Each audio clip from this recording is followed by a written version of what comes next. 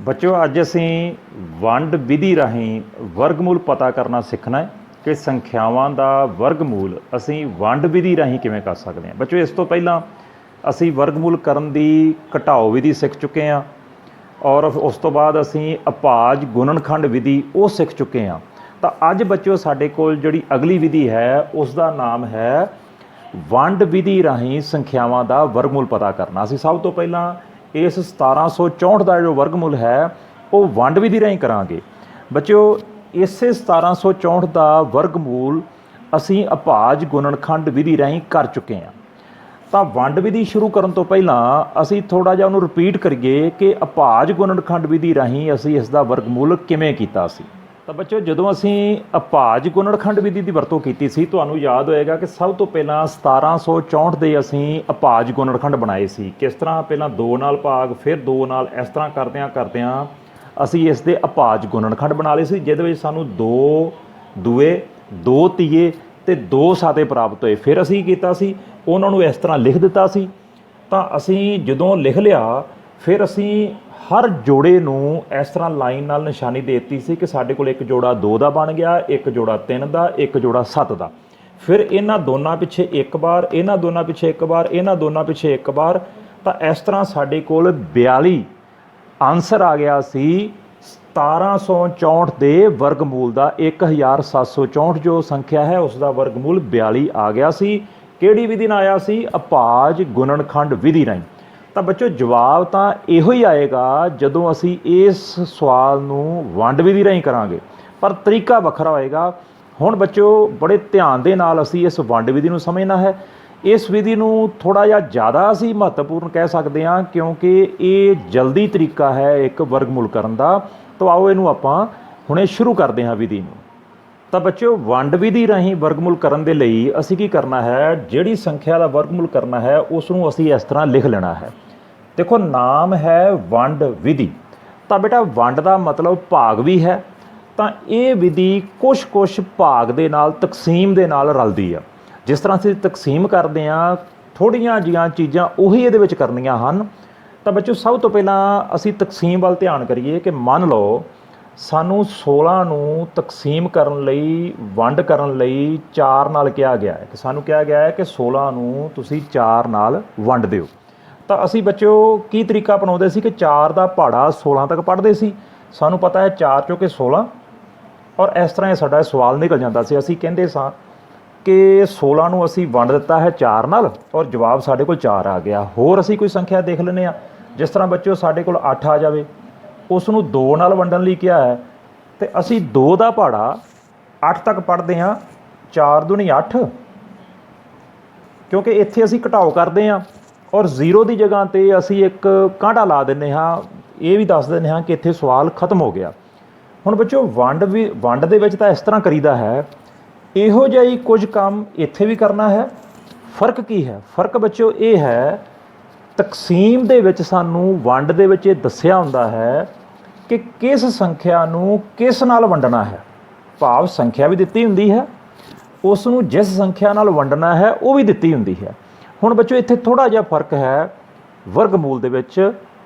हुण बच्चों जदों 1764 का वर्गमूल करन लगदे आ तां सब तो पहलां असीं की करना है बच्चों कि सज्जे हत्थ तो असीं 2-2 अंकां दे जोड़े बना देने हैं। जिस तरह 1 2 ये साडा पहला जोड़ा है। ये बड़ी एक इंपॉर्टेंट चीज़ आ बच्चों, इहदे विच ध्यान च रखनी। असीं सज्जे हत्थ तो 1 2 एक जोड़ा, फिर अगला 1 2 ये साडा दूसरा जोड़ा। इस तरह असीं छोटियां लाइनां भी इहदे उपर लगा सकते हैं। हुण बच्चों इस 17 नूं असीं वंडना है, पर वर्गमूल विच की फर्क है कि जिस अंक नाल जिस संख्या नाल असीं वंडना है उसनूं जिन्हों असीं इत्थे लिखना है वो बच्चों संख्या भी असीं आपदे आप लैके आउणी है। ये गल ध्यान विच रखनी है बच्चों कि जिस संख्या दे नाल 17 नूं असीं वंडना है वो संख्या भी असीं आप लैके आउणी है। हुण बच्चों आप असीं जे लैके आउणी है तो कित्थों लैके आउणी है? बच्चों की करना है, जो साडी गिनती हुंदी है 1 2 3 4 5 6 7 8 ते 9, असी बच्चों 1 तो लैके इस 9 तक जिहड़े मर्जी अंक की वरतों कर सकते हाँ ਪਰ ਉਹਦੀ ਵਰਤੋਂ ਕਰਨ ਦੀਆਂ ਕੁਝ ਇੱਕ ਸ਼ਰਤਾਂ ਹਨ। ਉਹ ਬੱਚਿਓ ਸ਼ਰਤ ਕੀ ਹੈ, ਅਗਰ ਅਸੀਂ 1 ਤੋਂ ਸ਼ੁਰੂ ਕਰਦੇ ਹਾਂ ਤਾਂ ਸਾਨੂੰ ਬੱਚਿਓ 1 ਇੱਥੇ ਲਿਖਣਾ ਪਏਗਾ ਔਰ 1 ਨੂੰ 1 ਨਾਲ ਹੀ ਗੁਣਾ ਕਰਨੀ ਪਏਗੀ। ਇਹ ਗੱਲ ਧਿਆਨ 'ਚ ਰੱਖਣੀ ਹੈ। ਅਗਰ ਬੱਚਿਓ ਅਸੀਂ ਇੱਥੇ 2 ਲਿਖਦੇ ਹਾਂ ਤਾਂ ਬੱਚਿਓ ਸਾਨੂੰ 2 ਨੂੰ 2 ਨਾਲ ਹੀ ਗੁਣਾ ਕਰਨੀ ਪਏਗੀ। ਭਾਵ ਕਿ ਜਿਸ ਅੰਕ ਦੇ ਨਾਲ, ਸੰਖਿਆ ਦੇ ਨਾਲ ਅਸੀਂ ਵੰਡਣ ਜਾ ਰਹੇ ਹਾਂ ਉਹਨੂੰ ਉਹਦੇ ਨਾਲ ਹੀ ਗੁਣਾ ਕਰਨੀ ਹੈ। ਪਰ ਬੱਚਿਓ ਉਹ ਅੰਕ ਇਹਨਾਂ 'ਚੋਂ ਕਿਵੇਂ ਲੱਭਣਾ ਹੈ, ਉਸ ਦਾ ਤਰੀਕਾ ਕੀ ਹੈ? ਸਾਡੀ ਬੱਚਿਓ ਕੋਸ਼ਿਸ਼ ਹੈ ਕਿ ਸਾਨੂੰ 17 ਦਾ 17 ਹੀ ਮਿਲ ਜਾਵੇ। ਹੁਣ ਇੱਕ ਗੱਲ ਤਾਂ ਬੱਚਿਓ ਤੈਅ ਹੋ ਗਈ, 1 ਤੋਂ ਲੈ ਕੇ 9 ਤੱਕ ਜਿਹੜਾ ਮਰਜ਼ੀ ਅੰਕ ਇੱਥੇ ਅਸੀਂ ਚੁਣ ਲੈਣਾ ਹੈ ਔਰ ਉਹਨੂੰ ਉਹਦੇ ਨਾਲ ਹੀ ਗੁਣਾ ਕਰਨੀ ਹੈ। ਤਾਂ ਅਸੀਂ ਕੀ ਕਰਦੇ ਹਾਂ, ਪਹਿਲੀ ਵਾਰ ਦੇ ਲਈ ਅਸੀਂ ਇਹਨਾਂ ਸਾਰਿਆਂ ਨੂੰ ਗੁਣਾ ਕਰਕੇ ਇੱਥੇ ਲਿਖ ਲੈਂਦੇ ਹਾਂ। ਉਹਦੇ ਲਈ ਕੀ ਕਰਦੇ ਹਾਂ, 1 ਨੂੰ 1 ਨਾਲ ਗੁਣਾ, 2 ਨੂੰ 2 ਨਾਲ ਗੁਣਾ, 3 ਨੂੰ 3 ਨਾਲ ਗੁਣਾ। ਤਾਂ ਇਸ ਤਰ੍ਹਾਂ ਬੱਚੋ ਇਹ ਸਾਰਾ ਚਾਰਟ ਅਸੀਂ ਤਿਆਰ ਕਰ ਲਿਆ। 1 ਤੋਂ ਲੈ ਕੇ 9 ਤੱਕ ਸੰਖਿਆਵਾਂ ਲਿਖੀਆਂ, ਹਰ ਸੰਖਿਆ ਨੂੰ ਉਹਦੇ ਨਾਲ ਹੀ ਗੁਣਾ ਕੀਤੀ। ਤਾਂ ਇਹ ਬੱਚੋ ਸਾਡਾ ਚਾਰਟ ਤਿਆਰ ਹੋ ਗਿਆ। 1 ਨੂੰ 1 ਨਾਲ ਗੁਣਾ ਕੀਤੀ 1, ਇਸ ਤੋਂ ਅੱਗੇ ਚਲੇ ਗਏ ਅੱਗੇ ਅਸੀਂ, ਔਰ 4 9 16 25 36 49 64 81 ਇਹ ਸਾਰੀਆਂ ਸੰਖਿਆਵਾਂ ਸਾਨੂੰ ਪ੍ਰਾਪਤ ਹੋ ਗਈਆਂ। ਹੁਣ ਬੱਚੋ ਇਸ ਚਾਰਟ ਦੀ ਅਸੀਂ ਵਰਤੋਂ ਕਰਾਂਗੇ ਆਪਣਾ ਇਹ ਵਰਗਮੂਲ ਕਰਨ ਵਾਸਤੇ। ਤਾਂ ਜਿਸ ਤਰ੍ਹਾਂ ਬੱਚੋ ਅਸੀਂ ਪਹਿਲਾਂ ਗੱਲ ਕਰ ਲਈ ਹੈ ਕਿ ਇੱਥੇ ਜਿਸ ਸੰਖਿਆ ਨਾਲ ਅਸੀਂ ਭਾਗ ਕਰਨੀ ਹੈ ਉਹ ਅਸੀਂ ਆਪ ਉਸ ਨੂੰ ਚੁਣਨਾ ਹੈ। ਚੁਣਨ ਲੱਗਿਆਂ ਕੀ ਧਿਆਨ ਕਰਨਾ ਹੈ, ਅਸੀਂ 1 2 3 4 5 ਜੋ ਵੀ ਇੱਥੇ ਅੰਕ ਹਨ ਉਹਦੇ ਵਿੱਚੋਂ ਕੋਈ ਇੱਕ ਇੱਥੇ ਲਿਖਣਾ ਹੈ। ਮੰਨ ਲਓ ਅਸੀਂ ਸਭ ਤੋਂ ਪਹਿਲਾਂ 1 ਨੂੰ ਲਿਖਦੇ ਹਾਂ। ਤਾਂ ਬੱਚੋ ਅਗਰ 1 ਅਸੀਂ ਲਿਖ ਲਿਆ ਹੈ ਤਾਂ 1 ਨੂੰ 1 ਨਾਲ ਹੀ ਗੁਣਾ ਕਰਨੀ ਹੈ। ਇਹ ਬੱਚੋ ਵਰਗਮੂਲ ਦੇ ਵਿੱਚ ਇੱਕ ਖਾਸੀਅਤ ਹੈ, ਧਿਆਨ ਰੱਖਣ ਯੋਗ ਗੱਲ ਹੈ ਕਿ 1 ਨੂੰ 1 ਨਾਲ ਹੀ ਗੁਣਾ ਕਰਾਂਗੇ ਔਰ ਆਪਣਾ ਜਵਾਬ ਲੈ ਕੇ ਆਵਾਂਗੇ।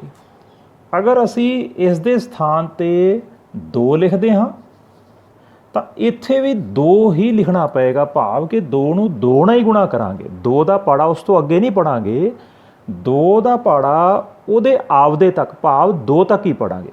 ਅਗਰ ਅਸੀਂ ਇੱਥੇ 3 ਲਵਾਂਗੇ ਤੇ 3 ਨੂੰ 3 ਨਾਲ ਹੀ ਗੁਣਾ ਕਰਾਂਗੇ। ਤਾਂ ਬੱਚੋ ਇਹ ਅੰਕ ਅਸੀਂ ਕਿਸ ਤਰ੍ਹਾਂ ਚੁਣਨੇ ਹਨ? ਸਾਡਾ ਨਿਸ਼ਾਨਾ ਇਹ ਹੈ ਕਿ ਅਸੀਂ ਇੱਥੇ 17 ਲੈ ਕੇ ਆਈਏ। ਤਾਂ 17 ਦੀ ਤਲਾਸ਼ ਬੱਚੋ ਅਸੀਂ ਇਹਨਾਂ ਉੱਤਰਾਂ ਦੇ ਵਿੱਚੋਂ, ਜਵਾਬਾਂ ਦੇ ਵਿੱਚੋਂ ਕਰਦੇ ਹਾਂ। ਅਸੀਂ ਦੇਖਦੇ ਹਾਂ ਕਿ ਇੱਥੇ 16 ਤਾਂ ਹੈ ਪਰ 17 ਨਹੀਂ ਹੈ, ਔਰ 16 ਤੋਂ ਅੱਗੇ ਇੱਕਦਮ 25 ਆ ਜਾਂਦਾ ਹੈ। ਤਾਂ ਅਸੀਂ ਹੁਣ 25 ਜੋ ਬੇਟਾ ਇਹ 17 ਥੱਲੇ ਨਹੀਂ ਲਗਾ ਸਕਦੇ। ਫਿਰ ਕੀ ਕਰਾਂਗੇ, ਜਿਸ ਤਰ੍ਹਾਂ ਤਕਸੀਮ ਵਿੱਚ ਕਰਦੇ ਸਾਂ, ਭਾਗ ਵਿੱਚ ਕਰਦੇ ਸਾਂ ਕਿ ਉਸ ਤੋਂ ਛੋਟੀ ਸੰਖਿਆ ਇਹਦੇ ਹੇਠਾਂ ਲਗਾ ਸਕਦੇ ਹਾਂ। ਤਾਂ ਅਸੀਂ ਕੀ ਕਰਦੇ ਹਾਂ ਕਿ ਇਹ 16 ਇਹਦੇ ਹੇਠਾਂ ਲਗਾ ਲਵਾਂਗੇ। ਪਰ ਬੱਚੋ ਇਹ 16 ਕਿਸ ਦੀ ਵਜ੍ਹਾ ਕਰਕੇ ਆਇਆ? 4 ਦੀ ਵਜ੍ਹਾ ਕਰਕੇ, ਕਿਉਂਕਿ 4 ਨੂੰ 4 ਨਾਲ ਗੁਣਾ ਕੀਤੀ। ਤਾਂ ਬੱਚੋ ਅਸੀਂ ਸ਼ੁਰੂਆਤ ਕਿੱਥੋਂ ਕਰਦੇ ਹਾਂ? 4 ਦੇ ਨਾਲ। 4 ਹੀ ਇੱਥੇ ਔਰ 4 ਹੀ ਇੱਥੇ ਲਿਖਦੇ ਹਾਂ। 4 ਚੌਕੇ 16 ਇਹ 17 ਦੇ ਹੇਠਾਂ ਲਗਾ ਦਿੰਦੇ ਹਾਂ। ਹੁਣ ਬੱਚੋ ਜਿਸ ਤਰ੍ਹਾਂ ਅਸੀਂ ਭਾਗ ਵਿੱਚ ਘਟਾਓ ਕਰਦੇ ਹਾਂ, ਬਿਲਕੁਲ ਉਸੇ ਤਰ੍ਹਾਂ ਹੀ 7 ਵਿੱਚੋਂ 6 ਕੱਢਿਆ 1, 1 ਵਿੱਚੋਂ 1 ਕੱਢਿਆ 0, ਲਿਖਣ ਦੀ ਜ਼ਰੂਰਤ ਨਹੀਂ। ਤਾਂ ਘਟਾਓ ਕਰਕੇ ਸਾਡਾ ਬੱਚੋ 1 ਆ ਗਿਆ। ਉਸ ਤੋਂ ਅੱਗੇ ਬੱਚੋ ਅਸੀਂ ਭਾਗ ਵਿੱਚ ਕੀ ਕਰਦੇ ਸੀ ਕਿ ਉੱਪਰੋਂ ਇੱਕ ਅੰਕ ਨੂੰ ਹੇਠਾਂ ਉਤਾਰਦੇ ਸੀ। ਪਰ ਬੱਚੋ ਇਹ ਵਰਗਮੂਲ ਆ। ਇੱਥੇ ਇਹ ਗੱਲ ਹੁਣ ਅਸੀਂ ਧਿਆਨ ਰੱਖਣੀ ਹੈ ਕਿ ਇੱਥੇ ਇਹ ਜੋੜੇ ਦੇ ਜੋੜੇ ਨੂੰ ਹੀ ਹੇਠਾਂ ਉਤਾਰਨਾ ਪਏਗਾ। ਵਰਗਮੂਲ ਵਿੱਚ ਬੱਚੋ ਇਹ ਕੰਮ ਸਾਨੂੰ ਕਰਨਾ ਪੈਂਦਾ ਹੈ। ਤਾਂ ਅਸੀਂ ਹੁਣ ਇੱਥੇ 64 ਹੇਠਾਂ ਲਿਖਦੇ ਹਾਂ ਤਾਂ ਸਾਡੀ ਸੰਖਿਆ 164 ਬਣ ਜਾਂਦੀ ਹੈ। ਤਾਂ ਬੱਚੋ ਇੱਥੋਂ ਤੱਕ ਜੋ ਕੁਛ ਵੀ ਅਸੀਂ ਕੀਤਾ ਹੈ ਉਸ ਨੂੰ ਦੁਹਰਾ ਲੈਂਦੇ ਹਾਂ। ਸਭ ਤੋਂ ਪਹਿਲਾਂ ਅਸੀਂ ਸੰਖਿਆ ਨੂੰ ਲਿਖਿਆ ਸੀ ਜਿਸ ਦਾ ਅਸੀਂ ਵਰਗਮੂਲ ਕਰਨਾ ਸੀ। ਸੱਜੇ ਹੱਥ ਤੋਂ ਅੰਕ ਗਿਣੇ ਸਨ 1 2, ਇੱਕ ਜੋੜਾ ਬਣਾ ਲਿਆ। ਜਦੋਂ ਜੋੜਾ ਬਣ ਗਿਆ ਉਹਦੇ ਉੱਪਰ ਇਸ ਤਰ੍ਹਾਂ ਲਕੀਰ ਲਗਾ ਦਿੱਤੀ। ਫਿਰ ਅਗਲਾ ਜੋੜਾ ਬਣਾਇਆ 1 2, ਉਹਦੇ ਉੱਪਰ ਇਸ ਤਰ੍ਹਾਂ ਲਕੀਰ ਲਗਾ ਦਿੱਤੀ।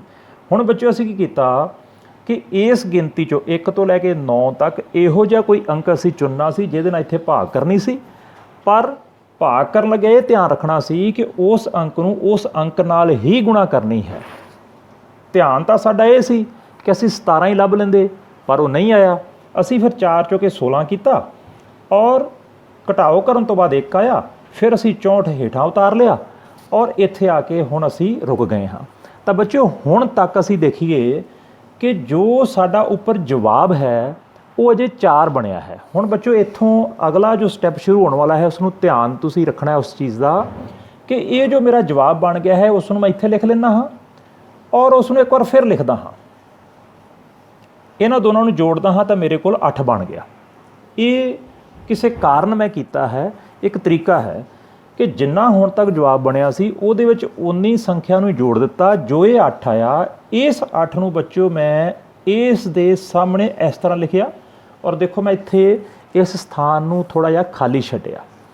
ਤਾਂ ਬੱਚਿਓ ਜੋ ਮੈਂ ਇਸ ਜਵਾਬ ਨੂੰ ਵੇਖਿਆ ਉਹਦੇ ਵਿੱਚ ਓਨਾ ਹੀ ਜੋੜਿਆ, ਭਾਵ ਕਿ ਮੈਂ ਉਸ ਦਾ ਡਬਲ ਕੀਤਾ। ਅਸੀਂ ਬੱਚਿਓ ਇਸ ਨੂੰ 2 ਨਾਲ ਗੁਣਾ ਵੀ ਕਰ ਸਕਦੇ ਹਾਂ। ਇਹ ਜੋ 8 ਹੈ ਅਸੀਂ ਇਹ ਵੀ ਕਹਿ ਸਕਦੇ ਹਾਂ ਕਿ ਇਸ 4 ਨੂੰ ਅਸੀਂ 2 ਨਾਲ ਗੁਣਾ ਕੀਤੀ, 8 ਨੂੰ ਇੱਥੇ ਲਿਖ ਦਿੱਤਾ।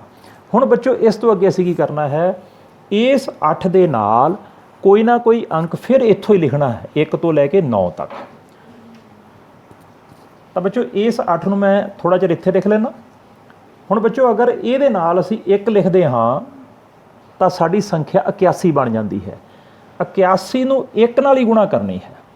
ਦੁਬਾਰਾ ਮੈਂ ਰਿਪੀਟ ਕਰਦਾ ਹਾਂ, ਜੋ ਮੇਰਾ ਇਹ 8 ਇੱਥੇ ਆਇਆ ਹੈ ਇਸ ਦੇ ਨਾਲ ਮੈਂ ਇਸ 1 ਨੂੰ ਲਿਖਦਾ ਹਾਂ ਔਰ 81 ਬਣਨ ਤੋਂ ਬਾਅਦ ਮੈਂ ਇਸ ਨੂੰ 1 ਨਾਲ ਹੀ ਗੁਣਾ ਕਰਨੀ ਹੈ। ਤਾਂ 81 ਏਕਮ 81, ਇਹ ਸੰਖਿਆ ਤਾਂ ਇਸ ਤੋਂ ਬਹੁਤ ਛੋਟੀ ਹੈ।